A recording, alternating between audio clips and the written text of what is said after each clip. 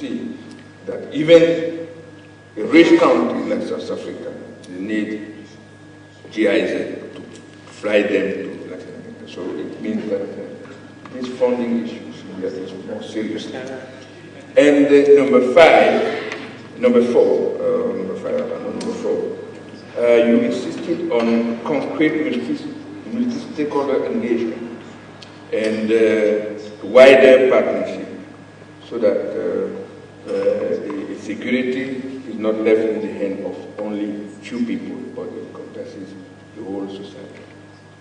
And this example of a cities network, it was praising, and the good job you are doing. Don't keep it to South Africa. Spread it out, and this is an occasion of bringing this to the world of Africa. Thank you so much. Now, what's going on in Etiquette? And the title is quite exciting. Is presentation of Etiquette interpretation and practice of statistics. You're interested. Oh, is Susie Zimu.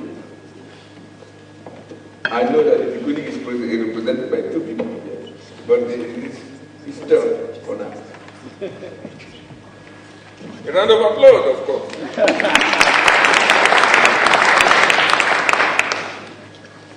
Thanks, Corporate Director.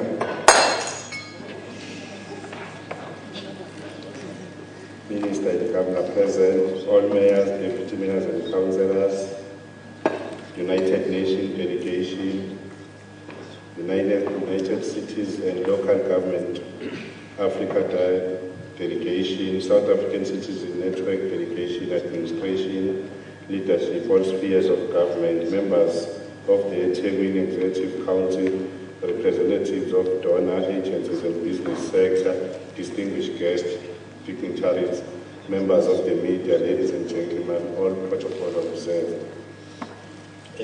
Program Director, as you understand that our government in South Africa is divided into three spheres.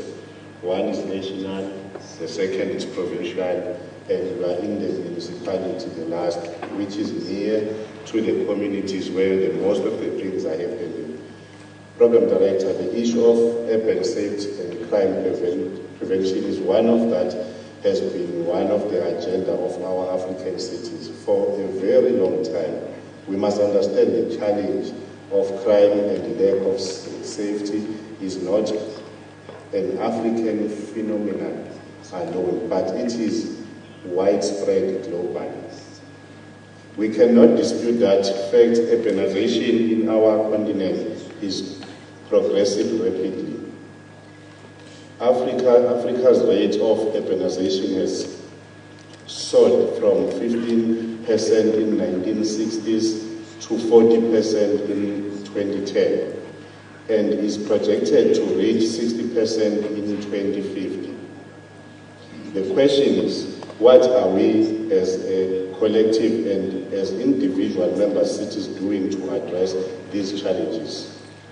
Ladies and gentlemen, at the eThekwini of the Health, Safety and Community Service Committee, I am proud to address this gathering which seeks to strengthen urban cities and crime prevention through information sharing platform created by the African Forum for Urban Safety Learning Exchange Program. I believe that before we are a collective, we are individual cities. One municipality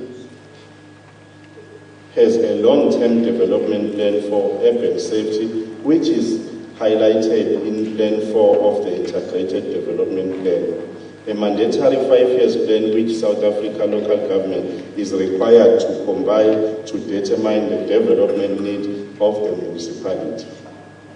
Program Director, the Plan 4 of the IDP, fostering a socially equitable environment, aims to promote and create a safe, healthy, and secure environment. Sorry about that. In the in the line with the IDP is eThekwini vision, which says by 2030 eThekwini will be Africa's most caring and livable city. This vision is in line with the provincial growth and development strategy and equally the national development plan. Now, ladies and gentlemen, how has eThekwini ensured that urban safety and crime prevention is a long-term plan for our city and will help us realize the 2030 vision? Since 1999, eThekwini has developed its safer city approach. From the one onset, our city has received support from UN Habitat since 2011. eThekwini has a full integrated its safer cities unit in the main budget of the council and operation a qualitative change with the creative of a dynamic department of safety. Under the Safer City banner, there are various programs that talk to urban safety and crime prevention that are aligned to plans and strategies that are recognized by our AFUS member cities. Program Director, I wish to allude to the fact that safety, crime prevention and security has been identified as the cornerstone for growth and development of our cities. It is also the primary outcome for sustainable urban development agenda as reflected in the Sustainable Development Goal 11, which means making cities and human settlements safer, resilient, including the sustainable.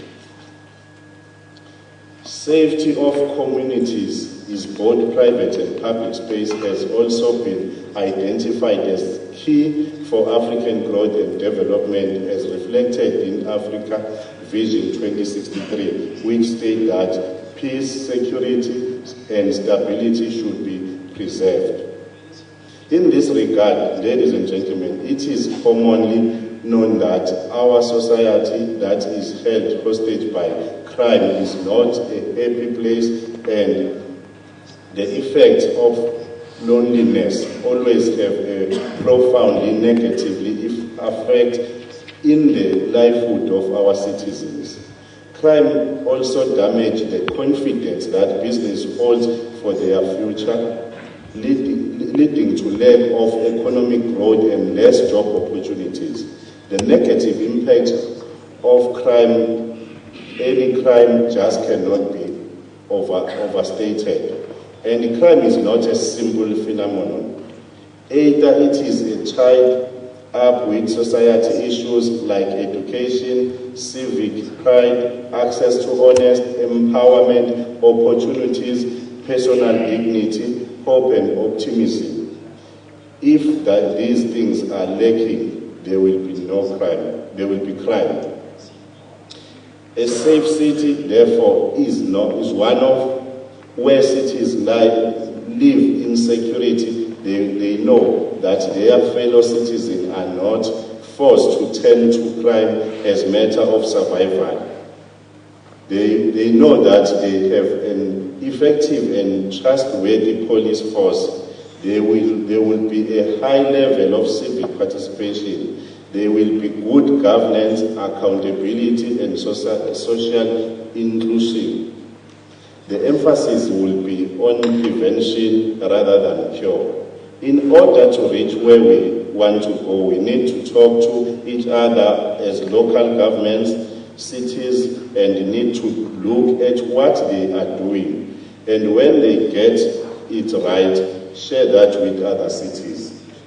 That is what this learning exchange is all about, to share knowledge with other cities and authoritative crime committing agencies and researchers, while we ask our citizens to be more aware of crime and to work with the police and the city. We have to do our share as well. We need to address public demands, create coalitions, and form partnership. We need to come up with a strategy that are relevant and suitable to our environment, but are flexible enough to be adapted to our own unique UCT circumstances. Africa's safety. And you said that in eThekwini, safety and security is seen as a multidimensional phenomenon, and that you want to address it at multiple levels: prevention, as you said, awareness building, definition of appropriate strategies, and you proclaim that you want to be a champion of urban safety and security. This is what we wish you. And thank you for your input. And I hope that with the help of this city, we will go a long way addressing this very issue that we want to address, because without safety and security, there will be no development. And I emphasize again what Gates was saying, that it's surprising that if we are agree on the essentiality of safety and security, we are very amazed that this is not properly funded. Why? We have here from our friend Chris Desmond to tell us more about what they are doing and what they call a municipality safety report, so that we know. And you tell us how you fund on this also. Thank you.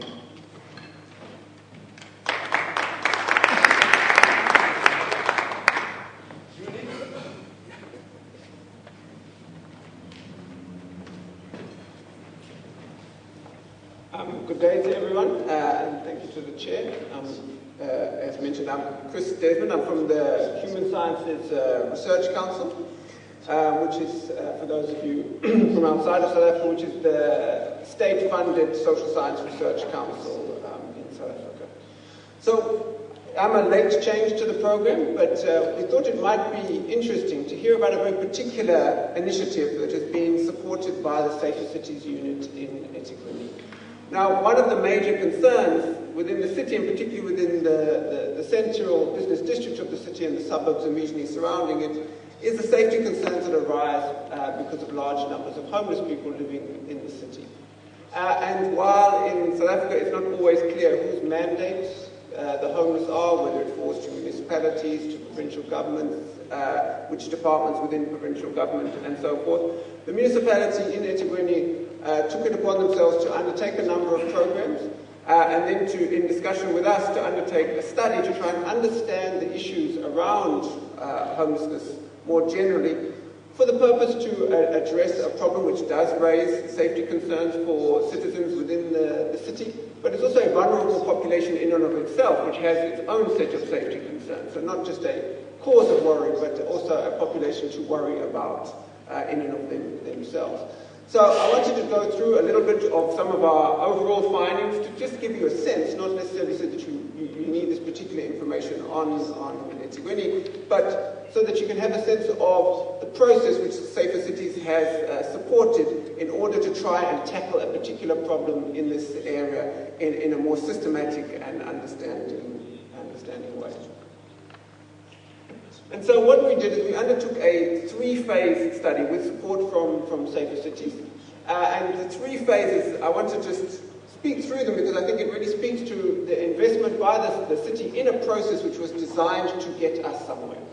So in the first phase is very much a formative phase. We really wanted to just get an understanding of what the issues are, and what we recognized in doing that is that there are many people who know a lot more about this than ourselves or the Safer Cities unit. So we wanted to speak to the various organizations that are working in this area to understand what are the issues, what are the challenges that they face.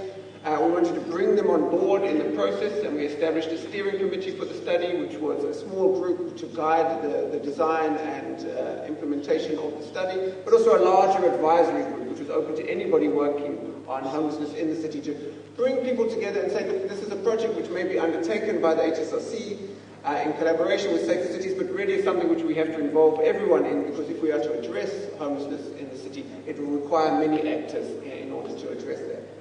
Then, of course, we recognize that the population that knows perhaps the most about this are the homeless people themselves, street living people themselves, and we undertook a number of focus group discussions and individual interviews with people just to get a sense of what are the issues that they are facing, to provide a deeper understanding of the challenges that are there. And all of this was very important because we have to frame the study for the context in which we are. There's a lot of research done around the world on homelessness, but most of it is from wealthy countries. And they have a particular pattern of homelessness which we don't necessarily have the same in the developing country context. And so we needed to locate our study in the developing country context, in the Durban context, in order that we had the right frames for it to be the most useful as possible.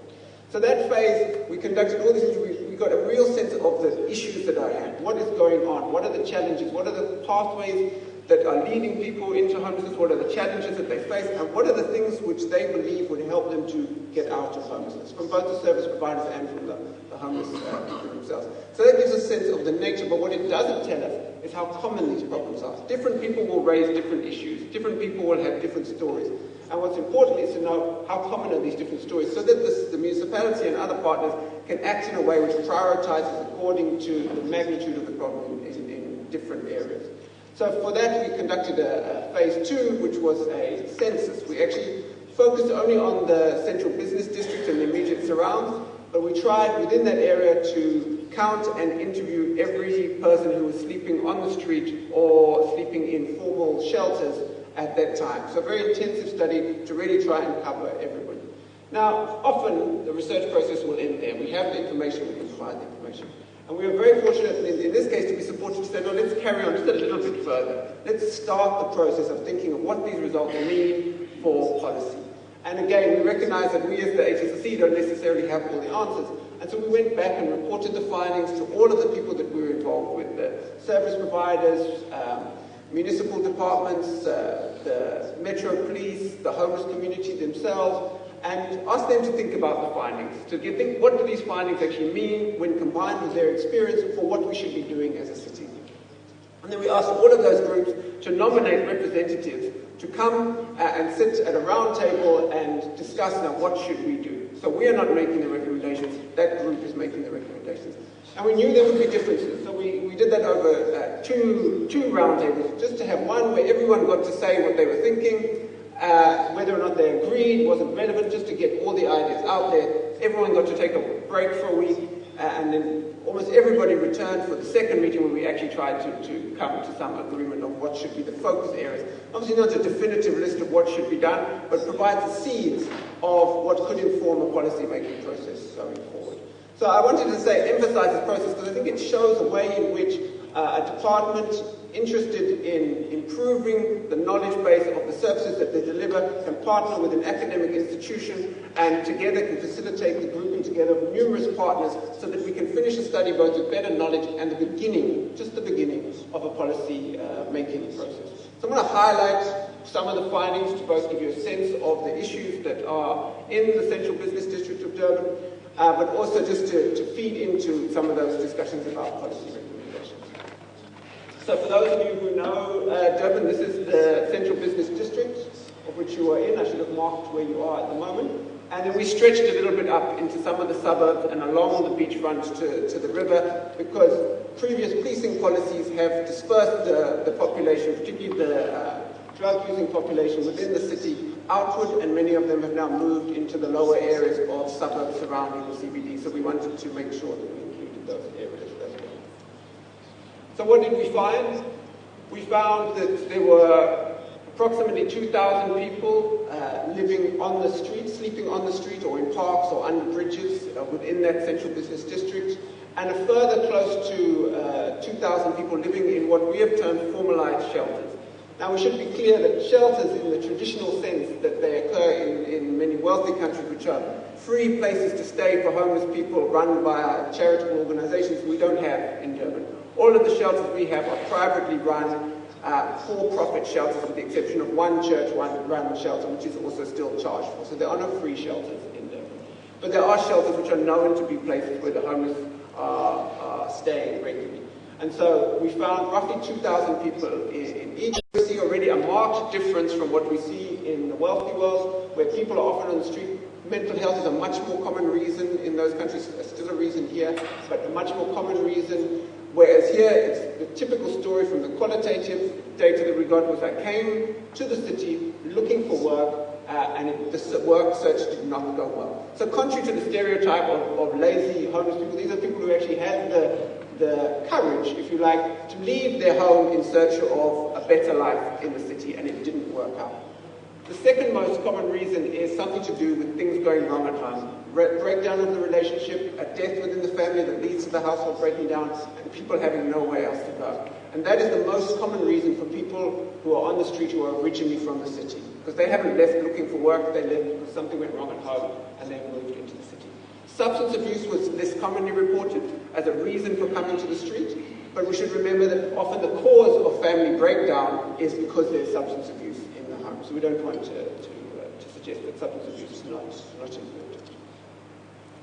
So just to give you some sense of the issues, we covered a whole series of issues, and there are numerous challenges which people face on the street, and different challenges depending on the situation in which they find themselves.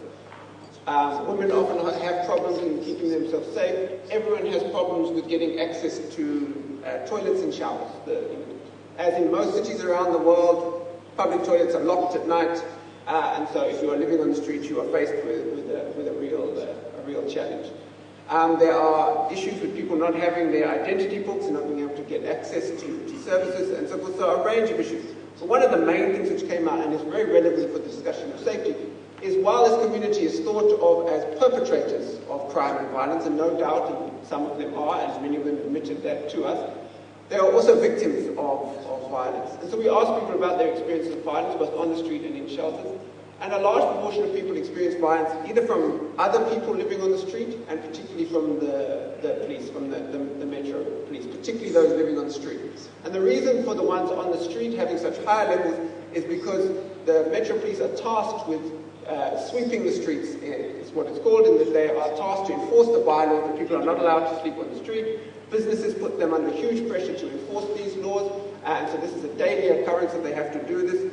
And we have discussed these results with them, and they say that you are reporting subjective assessments of violence. If I wake somebody up, I might use my boot or baton in a way which I feel is appropriate, but they may classify as assault. So we are focusing on self-reported here, but you see certainly a feeling within the homeless community that they are victims of violence.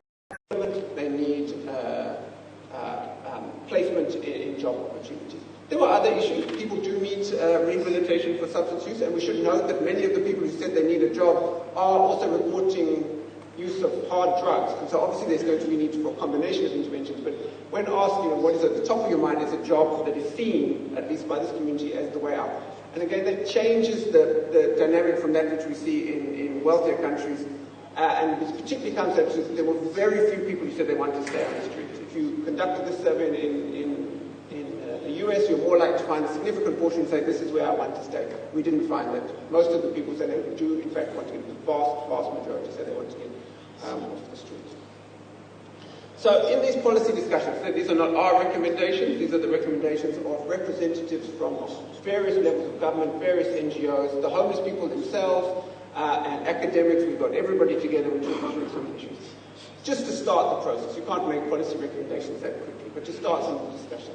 There's a major feeling that public awareness had to be changed, that we are seeing often homeless people as vermin who must be cleaned from the street, and we're forgetting that these are people themselves who have rights and need to be treated with dignity. So while they could be a source of criminal activity, they are also victims of crime. While they could be a source of worry for residents, they also have their own stresses and challenges as well. And that there needs to be a change in that debate and an understanding of the heterogeneous nature of this population. Obviously, job creation. And numerous places around the world do have job creation programs for the homeless. There is, in fact, one in Cape Town. And the job creation typically looks at specialized jobs which are located where the homeless people are themselves. So employing homeless people in street cleaning, for example, or in some sort of community protection, has been seen as a major issue. Improving the conditions of the shelters. So many of the shelters that we have in Durban are in an appalling state and are really not places you even want to step into, let alone sleeping. We do have a few that are slightly better, but many of them are in really poor state. But it's a real challenge. If the municipality regulates shelters and forces them to improve their conditions so that they are treating people in a humane way and not just profiteering off a vulnerable population, then who is going to cover the costs? But these shelters will have to increase their prices. They are private sector shelters. Someone is going to have to pay for that. And if the homeless people can't afford those increased costs, you will actually end up pushing people onto the street. So out of bad shelters and onto the street. The other issue is that a small proportion, but a significant group within the homeless community said that they don't want rules. So even if there is a nicer shelter which doesn't allow drug use, which polices violence closely, they don't want to stay there. It's a small group, but they're significant numbers. Don't want to stay there because they didn't come to the street to be now imposed on with the rules. So regulate, clean up the shelters, and you may in fact end up pushing people out. So a real challenge that came up there. Referral and advice centers. A strong feeling from many stakeholders that we need to link people to services, but while recognizing that we still actually need to build up the services we have. But also advice centers, not just for homelessness, but for urban poverty in general. What are the steps we can take to support people to stop small problems spiraling out of control? If you don't know how to deal with a debt which has gone wrong and you don't know how to nip it in the bud, suddenly events are set into motion and you find yourself in a much more serious situation. Improving the relationship between law enforcement and the homeless. Now, what we found looking at international examples, this only succeeds really when the police themselves take it on. But the dynamic between the law enforcement in Durban and the homeless community is an incredibly complex one. Of all the stakeholders that we have worked with on the study, the stakeholder which is most in conflict with the homeless, but actually has one of the deepest understandings of the issues that the homeless face, is law enforcement. They are interacting in one way or another on a daily basis. And so the police actually have a very clear understanding of the issues and the problems and the challenges people face because they see these people on a daily basis, while at the same time they're often in a confrontational environment, and so there's a lot of conflict between the two groups. But while being a source of a concern and a problem in terms of the violence, they're also potentially a wealth of knowledge about how one can effectively respond to the issues raised. And many of the suggestions which came up for interventions came from the police themselves. And then there's a range of other services which come up, some simple ones, places in which people can store their documentation so that they don't lose it should their bag be stolen, places in which they could access toilet facilities during the night so that they don't have to use the toilets in public, which is illegal in South Africa, and so forth. So there are a number of smaller things which we can do almost immediately to try and address the population, address the problems. So this is really what we got to in terms of the space. So just the beginning of a policy process. And now what we're thinking about and what we're going to be talking more with the Safe Cities about, and it's coming out in our final report, is really sort of what next steps. We don't want, our goal as a National Research Council is not to do research for research's sake, as I don't imagine it is for many people, but we really want to see some change in. And this was a very collaborative process. We brought together a lot of people, and we really feel we have some momentum. But to move this forward is going to take some particularly strong leadership, and we need to identify where that leadership is going to come from. Homelessness, like many other issues, can fall between the cracks of whose mandate is this, whose responsibility is this. It requires multiple departments to act in multiple different ways, many of which they feel is not their responsibility. So the need for political and administrative leadership in order to get all of the actors on board in a coordinated way is going to be the key next step. And so we are thinking very hard now about how to do that because we don't want all of this to be for nothing. Thank you for your time.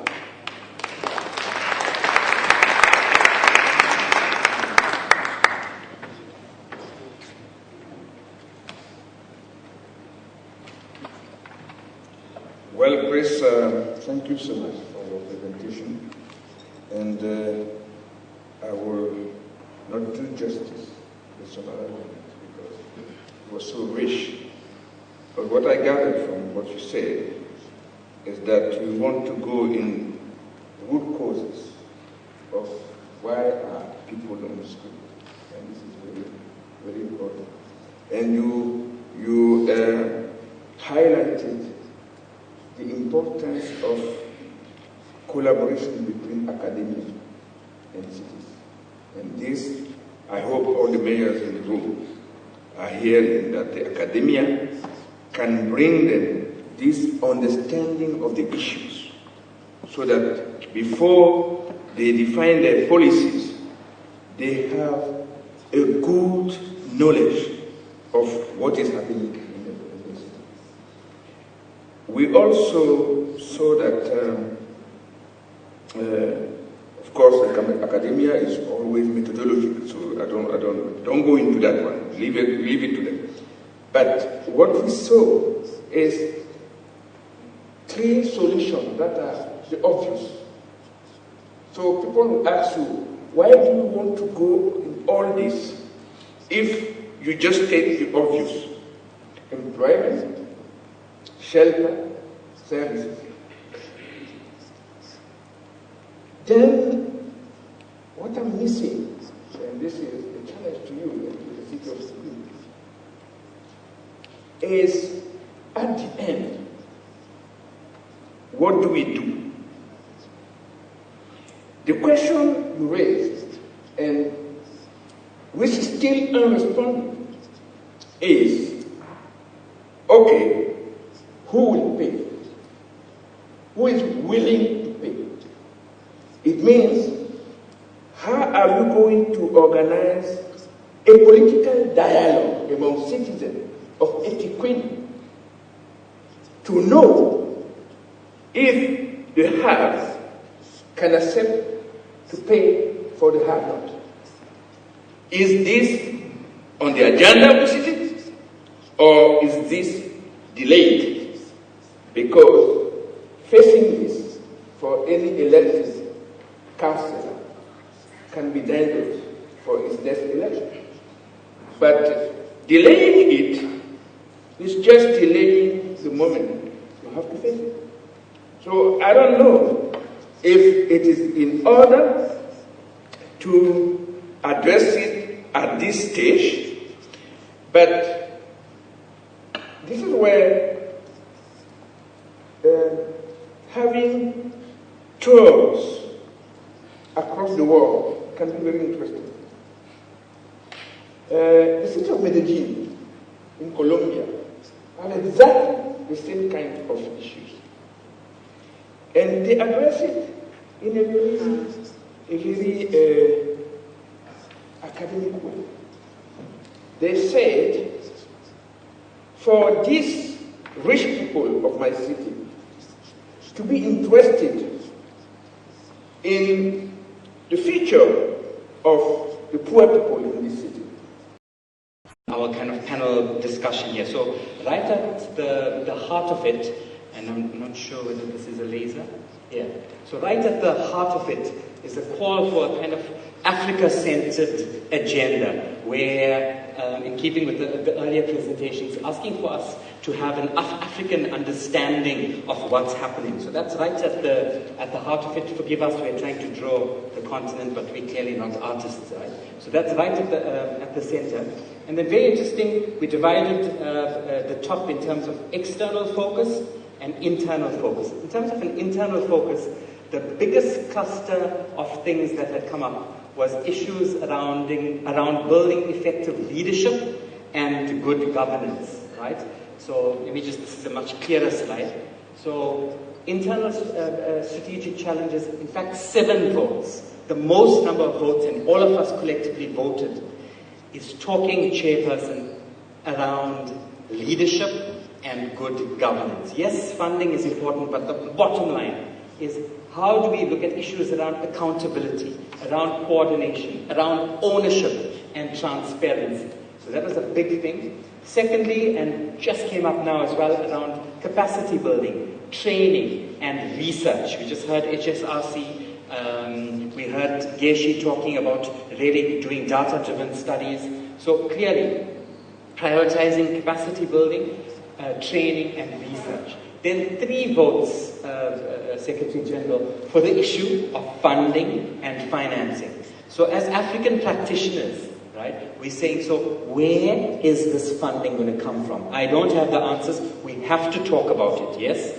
Then one point around mainstreaming. How do we mainstream safety in infrastructure, planning and design? So you can't have this thing that's separate, that safety and security is outside of something. How do we, as a strategic issue, mainstream it, right, into our planning and design? And the last kind of internal issue was around evaluation and monitoring of implementation. We can have airy-fairy fancy things, but how are we going to implement it, and how are we going to make sure we have monitoring and evaluation? So that was really, really good, right? At the bottom there, a set of critical internal strategic challenges, and see everyone clicking, and I think this is really good. In fact, if you can all give yourselves a round of applause, because this is what we're saying is very important.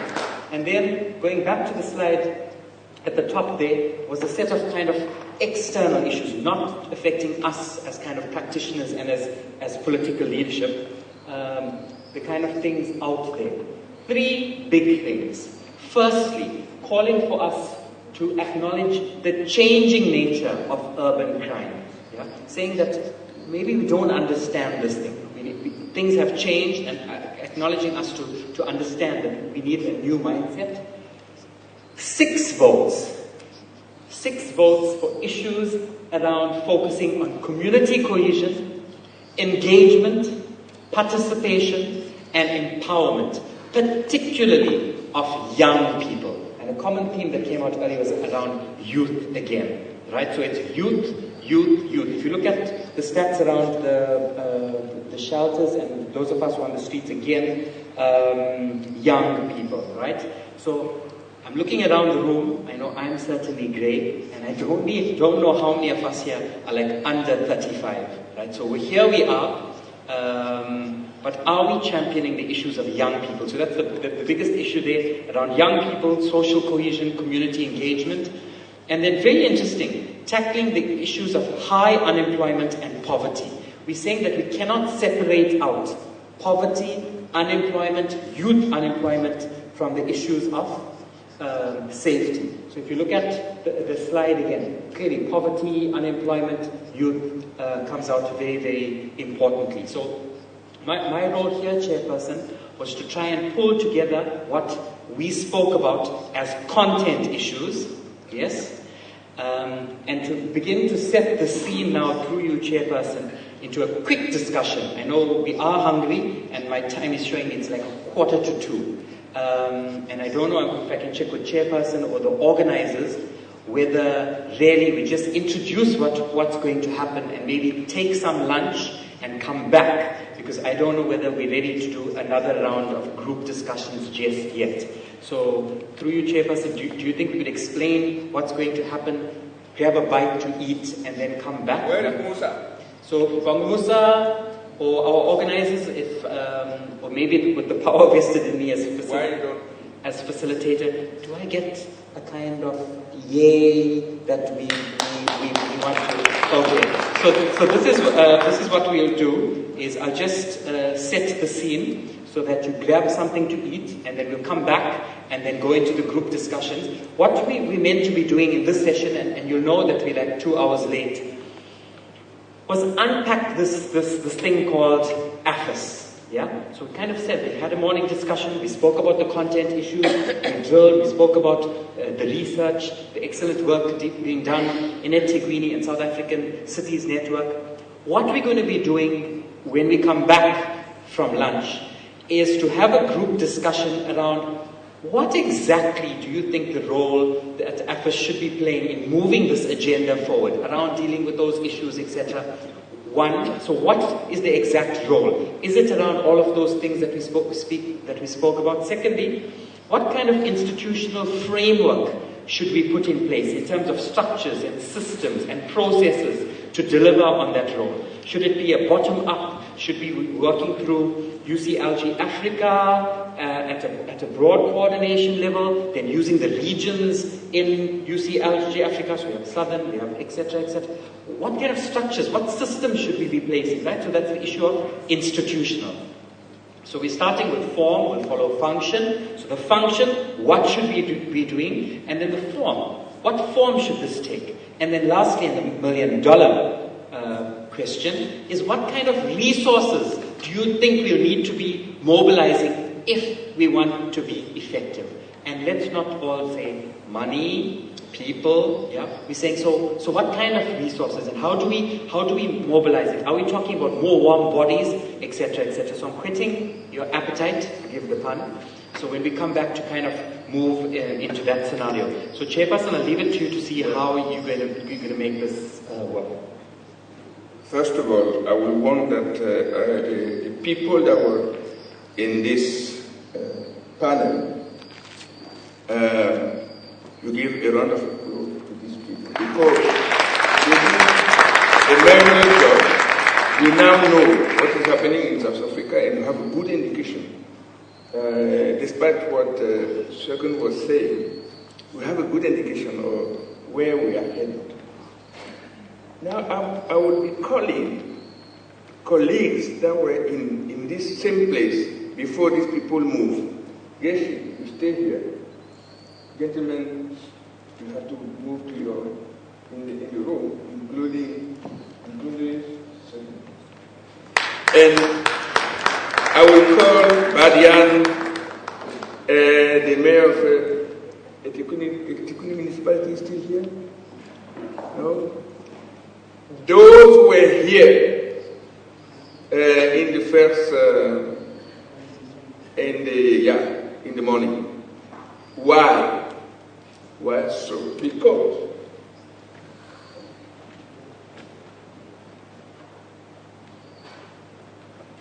we want to launch this. This is what Gacy just mentioned. The state of urban safety in South Africa. A report, 2016 report. And I want you that, what is it? Come. You should come, of course. Come.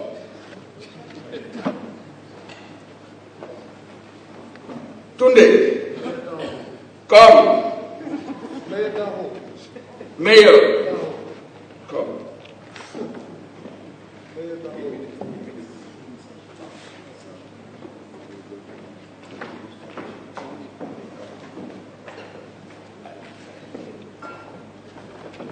So please, take your seats.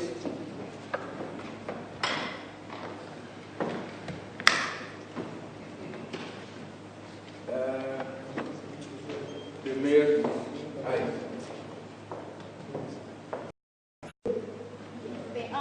wave a round of applause for everybody. Thank you.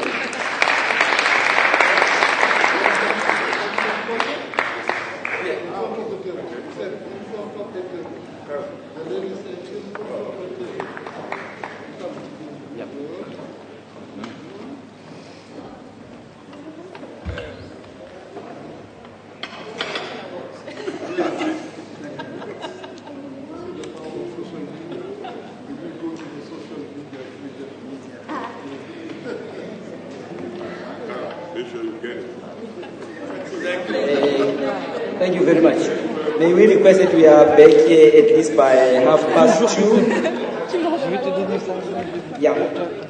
2:30 is about 40 minutes. 2:30 we then convene back with some energy. May you please enjoy